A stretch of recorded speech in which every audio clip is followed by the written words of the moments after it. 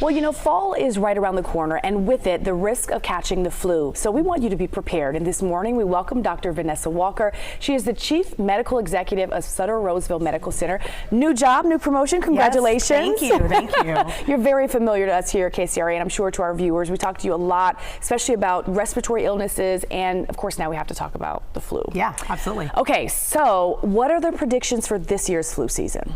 You know, we're thinking this year's flu season isn't going to be too bad. Okay. What we're seeing in the southern hemisphere is that, you know, we're seeing about, you know, what would you expect in a normal flu season. Okay. I think previous years, because we were masking, we saw much lower cases. Last year, we saw definitely an uptick as we kind of came out of our shell and started experiencing all these viruses that we hadn't seen for a few years. But now I think we have some herd immunity. We're a little bit more exposed to all these viruses. And so I'm hoping this year is going to be, you know, just your kind of normal year. Yeah. Fingers crossed. Yeah, I was going to say we can only cross our fingers. Okay, so we have some data from the CDC that we want to show our viewers. The CDC estimates there were 54 million cases and 58,000 deaths of the flu last year. So the question that I wonder, why are there still people dying when there is a vaccine that's available to deal with the flu?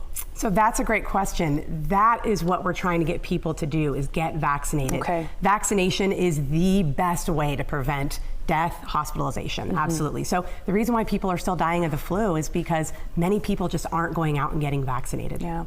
Who is most at risk of getting the flu? Highest risk are going to be our elderly population, patients with diabetes, heart disease, other lung diseases, and children.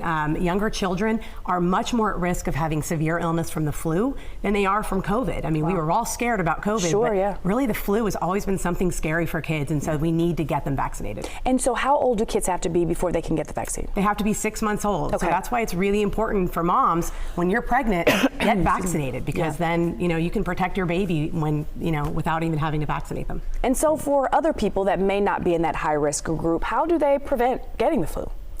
Routine things, hand washing. You know, if someone's sick, try to stay away from them. Make sure you don't touch your face. It's really hard sometimes to do that, but don't touch your face. Wash, like I said, wash your hands. And then if you do get sick, please mask up if you're going to be around other people.